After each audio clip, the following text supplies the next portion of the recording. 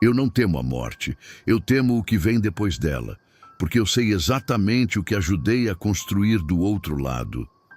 Durante 27 anos, eu fui o arquiteto da agonia de pessoas que eu sequer conhecia, trocando a alma de desconhecidos por moedas de ouro que hoje queimam em minhas mãos como brasa viva. Se você está ouvindo isso em busca de rituais para ficar rico ou fórmulas para dominar quem você ama, eu imploro, desligue este vídeo agora. Mas se você quer saber o preço real de se sentar à mesa com entidades que não aceitam migalhas, fique. Minha paz custou cada centavo que eu já possuí, e a proteção que hoje me mantém respirando foi comprada com um arrependimento que nenhuma lágrima é capaz de lavar.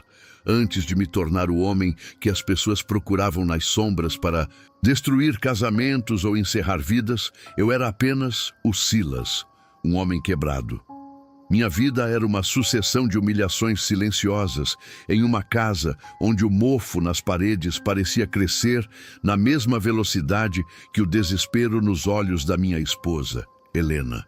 Lembro-me de uma noite específica, o cheiro de arroz queimado e o som do choro contido da minha filha de 6 anos no quarto ao lado. Tínhamos tido a energia cortada pela terceira vez naquele semestre. Eu sentia o peso da minha própria insignificância como um nó de ferro na garganta. A pobreza tem um cheiro específico. É o cheiro de poeira, de sabão barato e de medo.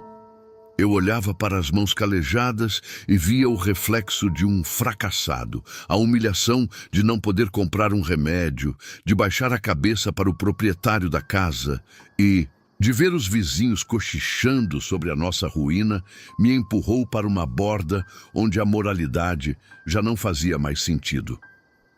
Antes de mergulharmos no abismo que se abriu sob meus pés, eu peço que você se certifique de que está inscrito aqui no canal e que deixe o seu like.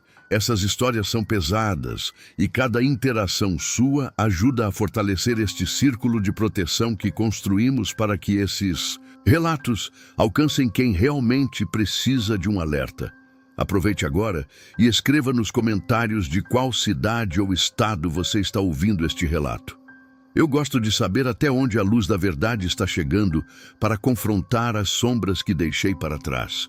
Foi em uma tarde de chuva ácida, daquelas que parecem derreter o asfalto, que ele apareceu.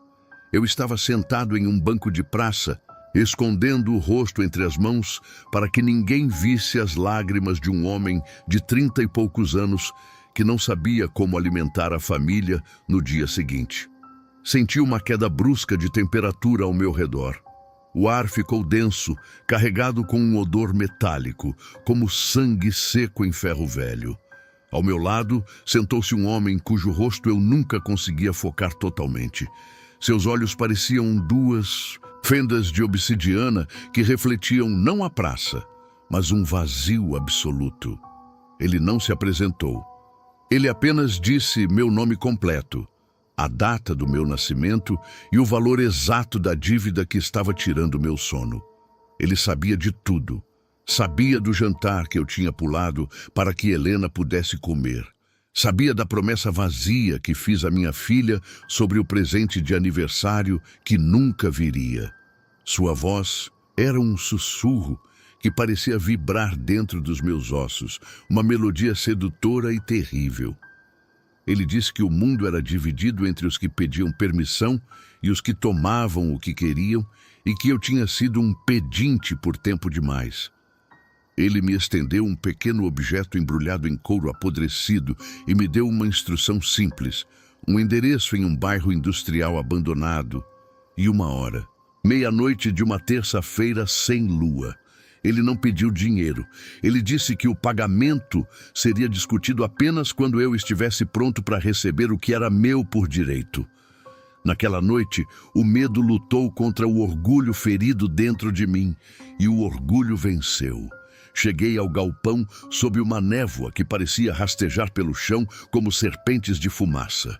O mentor estava lá, parado no centro de um círculo que não era desenhado com giz, mas com algo que parecia gordura animal, misturada a cinzas humanas.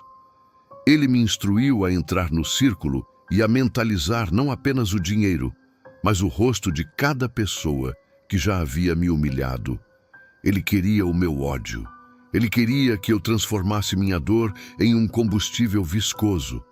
O ritual não envolveu cânticos latinos clichês, mas sim sons guturais, estalos de ossos e um frio que parecia congelar o próprio tempo.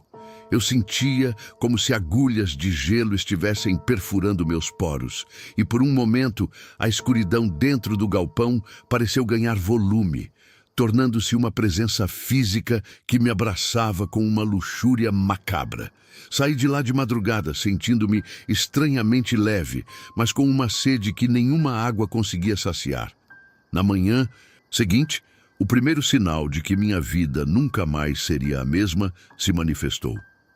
Recebi uma ligação de um advogado de uma empresa onde eu havia trabalhado anos atrás e sido demitido injustamente. Houve um erro de cálculo, ele disse. Um acordo de indenização que eu nem sabia que existia havia sido liberado. O valor era astronômico para os meus padrões da época. Era o suficiente para comprar uma casa, um carro e viver sem preocupações por anos. Helena chorou de alegria, acreditando que nossas preces haviam sido ouvidas. Eu sorria por fora, mas por dentro, algo em mim havia morrido para dar lugar a uma ganância fria. O sucesso foi imediato e avassalador. Em meses, mudei minha família para um condomínio de luxo. Helena agora usava roupas que custavam mais do que nosso antigo aluguel anual. Meus filhos frequentavam as melhores escolas. Eu era o exemplo vivo de uma virada de jogo milagrosa. Mas o sucesso tinha um efeito colateral que eu tentava ignorar. Os espelhos da casa.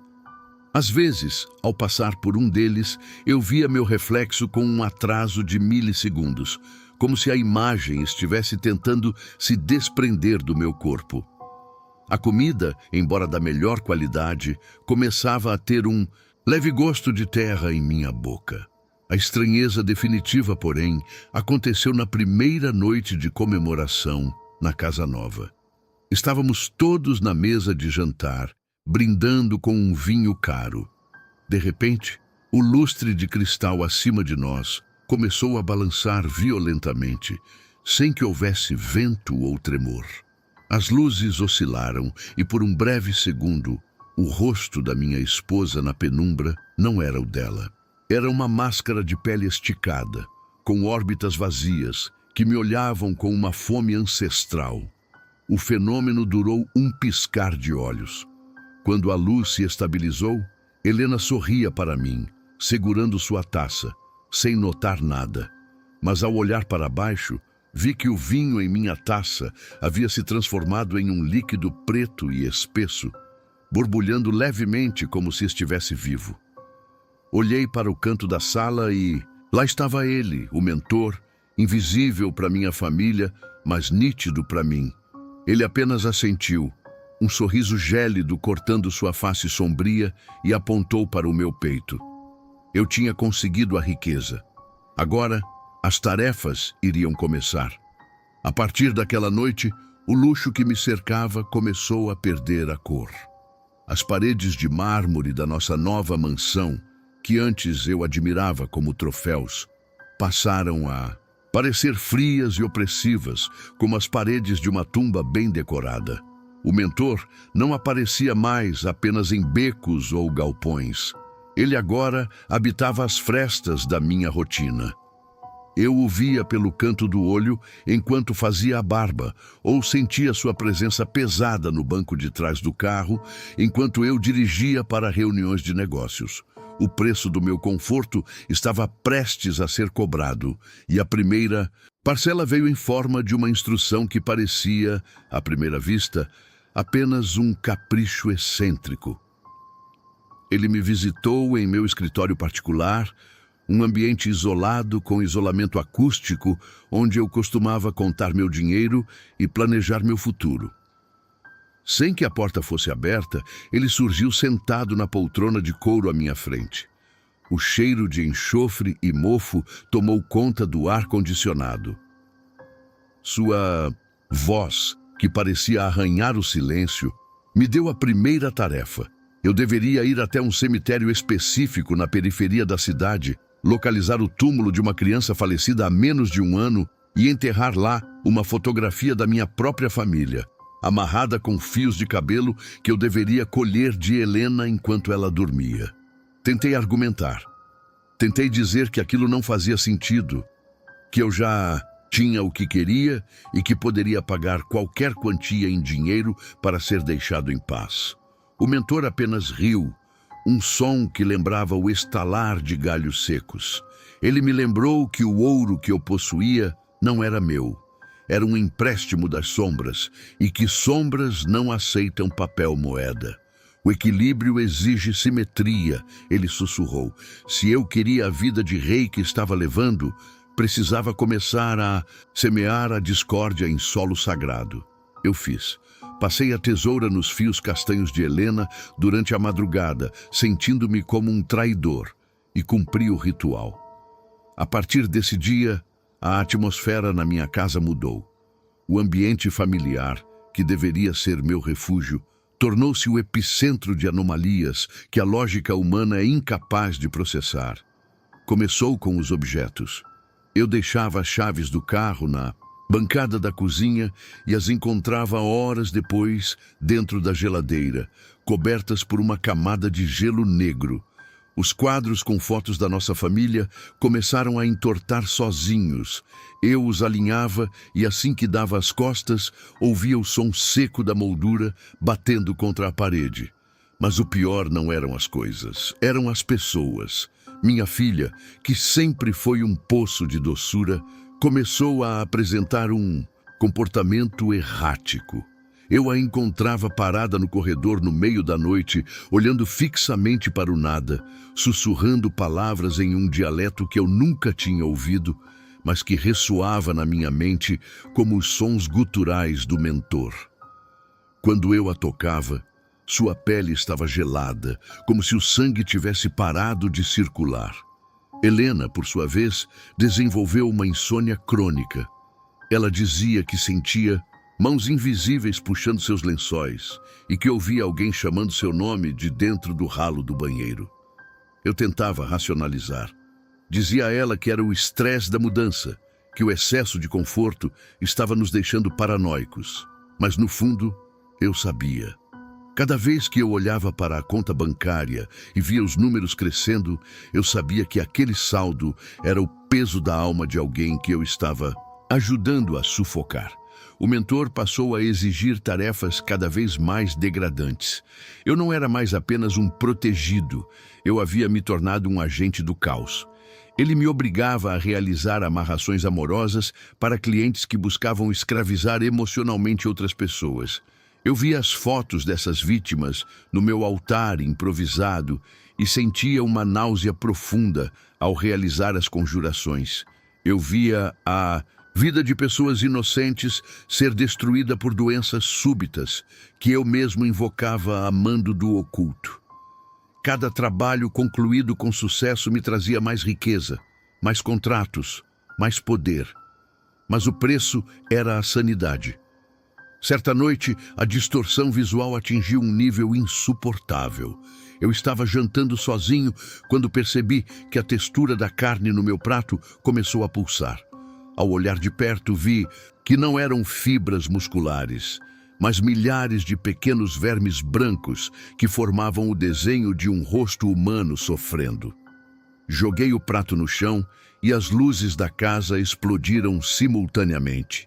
No escuro total, ouvi a risada do mentor vinda de todos os cantos. "Você está ficando bom nisso, Silas", ele disse, "mas agora as trevas pedem uma prova de lealdade real. Não mais fotos em túmulos, algo de carne e osso." O medo começou a se transformar em pavor físico. Tentei fugir. Peguei Helena e as crianças e fomos para um hotel em outra cidade, acreditando que a distância física poderia quebrar o vínculo. Que erro fatal! Na primeira noite no hotel, acordei com o som de algo pesado sendo arrastado no teto. Quando abri os olhos, Helena estava sentada na beira da cama, com uma faca de cozinha na mão, olhando para o próprio pulso, com uma expressão de êxtase vazio. Eu tirei a faca dela e ela nem sequer reagiu. Seus olhos estavam completamente pretos, sem íris, sem alma. Ela apenas disse: "Ele disse que se você não fizer, nós seremos o pagamento." Voltei para casa como um animal derrotado. O mentor me esperava na biblioteca. Ele não estava mais com aquela aparência humana distorcida. Ele parecia uma sombra sólida, uma silhueta de escuridão que absorvia toda a luz ao redor. Ele me entregou um frasco com um líquido que cheirava a carne podre e um nome escrito em um papel de seda. O nome era de um antigo rival meu, um homem que me humilhou publicamente na época da pobreza, mas que agora era um pai de família e um líder comunitário respeitado. A tarefa era clara. Eu deveria colocar aquele líquido na caixa d'água da casa dele durante um velório que aconteceria na vizinhança. O mentor explicou que o líquido não mataria de imediato. Ele causaria uma enfermidade degenerativa que faria a carne daquela família apodrecer em vida, transformando a casa deles em um hospital de horrores por anos, apenas para que eu pudesse absorver a energia da decadência e subir mais um degrau na hierarquia do oculto. Naquela noite, sob o comando dele, eu me vi parado no telhado da casa daquela família. Eu olhava pelo respiradouro da caixa d'água, segurando o frasco. Eu conseguia ouvir, através das telhas, o som da família rindo na sala, assistindo a um desenho animado. Era o mesmo som que minha família fazia antes de eu selar esse pacto maldito. Minha mão tremia. Eu sabia que, se derramasse aquele veneno espiritual, não haveria mais volta. Eu não seria mais apenas um homem que buscou sucesso. Eu seria um monstro completo. O mentor sussurrou no meu ouvido, sua voz agora fundida com o barulho do vento. Eles ou os seus, Silas. O altar nunca fica vazio. Ou você oferece a dor alheia, ou a dor da sua esposa e dos seus filhos será o banquete desta noite. Eu fechei os olhos, o suor frio escorrendo pelo meu rosto, sentindo o peso do frasco na mão. Eu estava prestes a destruir vidas inocentes para manter o meu império de ouro, cruzando a linha de onde nenhum homem jamais retornou com a alma intacta. Abri o frasco e o cheiro de morte invadiu minhas narinas, selando o início do meu maior crime. No momento em que a primeira gota tocou a água, o céu pareceu rasgar com um trovão que não veio das nuvens, mas das profundezas do chão abaixo de mim. Eu tinha feito a escolha, e o abismo finalmente começou a me puxar para dentro com toda a sua força. O veneno no reservatório foi o selo do meu cativeiro. Mas o que eu não sabia é que as trevas são insaciáveis. Elas não queriam apenas a desgraça do meu inimigo. Elas queriam o meu total aniquilamento moral. 3 dias. Depois, o mentor retornou. Ele não estava mais nas sombras. Ele estava na minha sala de estar, sentado à cabeceira da mesa onde Helena tentava servir um jantar que cheirava a carne crua. Minha esposa se movia como uma boneca de ventríloco, os olhos vidrados, as mãos tremendo tanto que o cristal das taças tilintava um som de pânico. Meus filhos não estavam lá. O mentor sorriu. Não era um sorriso humano. Sua mandíbula se abriu além do limite biológico, revelando fileiras de dentes finos como agulhas. "A próxima tarefa, Silas." A voz dele era um trovão seco. "Sua filha, ela tem o que chamamos de brilho puro. Precisamos apagar esse brilho. O altar exige o sangue da linhagem para que o ouro não vire cinza." O sangue fugiu do meu rosto. O ar na sala tornou-se denso como piche. Eu não conseguia respirar. O suor que escorria pela minha testa era frio como o gelo de um necrotério. A linha havia sido traçada. Eu aceitei destruir estranhos, aceitei amaldiçoar vizinhos, mas minha filha era o meu limite. O nó de ferro na minha garganta, o mesmo da época da pobreza, voltou. Mas desta vez não era desespero, era revolta. Não, eu disse. A palavra saiu pequena, esmagada pela pressão sobrenatural. O quê? O mentor inclinou a cabeça. O pescoço dele estalou como madeira podre. Eu disse não. Acabou. Leve o dinheiro, leve a casa, leve tudo o que você me deu, mas não toque neles. A risada que se seguiu não veio da boca dele. Veio das paredes, veio do chão, veio de dentro dos meus próprios ouvidos. O mentor se levantou. Ele começou a crescer. Sua figura humana começou a descascar como papel queimado. Por baixo da pele falsa, vi algo que desafiava a sanidade. Membros longos demais, múltiplos olhos que se abriam em lugares onde não deveriam existir, e uma pele que parecia feita de fumaça e óleo negro. Você acha que foi um sócio, Silas? Você foi um animal de engorda. O ouro que você usou foi o tempero da sua própria alma. Agora, o banquete começou. As luzes da mansão explodiram. Vidros voaram como estilhaços de granada. Helena soltou um grito desumano e caiu. Corri em direção ao quarto dos meus filhos. O corredor parecia ter quilômetros de extensão. As paredes sangravam um líquido preto que cheirava a enxofre e bile. A gravidade falhou. Eu corria, mas meus pés mal tocavam o chão. Frases curtas martelavam minha mente. Eu os condenei. Eu os trouxe para o abatedouro. Eu sou o monstro. Cheguei à porta do quarto. Estava trancada, não por dentro, mas por uma força que parecia soldar a madeira ao batente. Ouvi o choro da minha filha, um choro de puro terror. Algo estava lá dentro com ela. Bati com o ombro na porta, 1, 2, 3 vezes. Na quarta, a madeira cedeu, mas o que vi lá dentro me fez cair de joelhos. O quarto não era mais um quarto. Era um vazio absoluto. Meus filhos estavam suspensos no ar, envoltos em fios de sombra que pareciam veias pulsantes. O mentor, ou o que restava daquela máscara, estava no centro, estendendo suas garras de sombra em direção ao peito da pequena. "Afaste-se deles!" gritei, buscando desesperadamente algo em que me segurar. "Com que autoridade?" a entidade sibilou. "Você nos deu as chaves. Você abriu o portal com cada maldição que lançou. Você é nosso." Lutei, avancei contra aquela massa de escuridão. Fui arremessado contra a parede com a força de um caminhão. Senti minhas costelas quebrarem. O gosto metálico do sangue inundou minha boca. O ambiente estava mudando. A mansão de luxo estava apodrecendo diante dos meus olhos. O papel de parede caro caía em tiras, revelando tijolos mofados e carne viva por baixo. O teto gotejava um muco corrosivo. Eu percebi naquele momento, o mentor nunca foi um homem. Ele era uma consciência antiga, uma infecção espiritual que se alimentava da ambição dos miseráveis. E eu tinha sido o hospedeiro perfeito.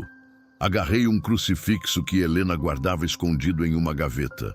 Um objeto que eu a obriguei a esconder para não ofender meus novos mestres. Quando toquei na cruz, minha mão queimou. O metal sagrado reagia à podridão que eu carregava. A dor era insuportável, mas eu não soltei. Eu merecia aquela queimação. "Pai, ajude!" Ouvi o sussurro do meu filho. O mentor rugiu. O som era como 1000 placas de metal sendo riscadas ao mesmo tempo. Ele avançou sobre mim. Senti suas garras gélidas perfurarem meu abdômen. Ele não queria me matar rápido. Ele queria saborear o meu desespero. Ele queria que eu assistisse ao fim da minha linhagem. A casa rugia, os móveis voavam, as janelas batiam como asas de pássaros agonizantes. Eu estava perdendo a consciência. O frio estava vencendo. A escuridão estava cobrindo meus olhos. Eu era um ex-bruxo, um homem manchado, um traidor da luz. Eu não tinha o direito de pedir nada, mas com o último suspiro de ar, nos meus pulmões colapsados, eu não pedi por mim. Leve a mim. Eu rugi contra o vácuo. Tome o que resta da minha alma, mas deixe o sangue inocente em paz. Eu revogo. Eu nego. Eu renuncio a cada grama de ouro maldito. O mentor parou. Seus olhos múltiplos focaram em mim com um ódio que poderia derreter o ferro. A casa tremeu violentamente. O chão se abriu em uma fenda que exalava o calor do próprio inferno. Eu senti que estava sendo puxado. Minha carne parecia estar sendo desfiada. Foi quando o silêncio aconteceu. Um silêncio súbito e absoluto que doeu mais que o barulho. A entidade recuou, mas não por medo de mim. Ela olhou para cima. Uma vibração diferente começou a emanar do centro da casa. Não era mais o frio das trevas, mas uma frequência que parecia quebrar as correntes de sombra. A resistência havia começado, mas o preço da saída seria pago com cada átomo da minha vida anterior. O clímax da batalha não era físico, era uma disputa de propriedade. E as trevas não abrem mão do que compraram sem uma guerra de extermínio. Eu agarrei meus filhos, rastejando pelo chão que agora era feito de carvão e agonia.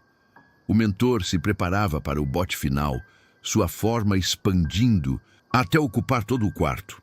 Uma boca imensa pronta para engolir nossa existência. Eu fechei os olhos e esperei pelo fim, segurando a cruz que agora brilhava em brasa viva contra a palma da minha mão. Eu estava pronto para descer ao abismo, contanto que eles ficassem no lado de fora, mas a porta da casa, lá embaixo, estourou. Não foi o mentor. Foi algo que as sombras temiam.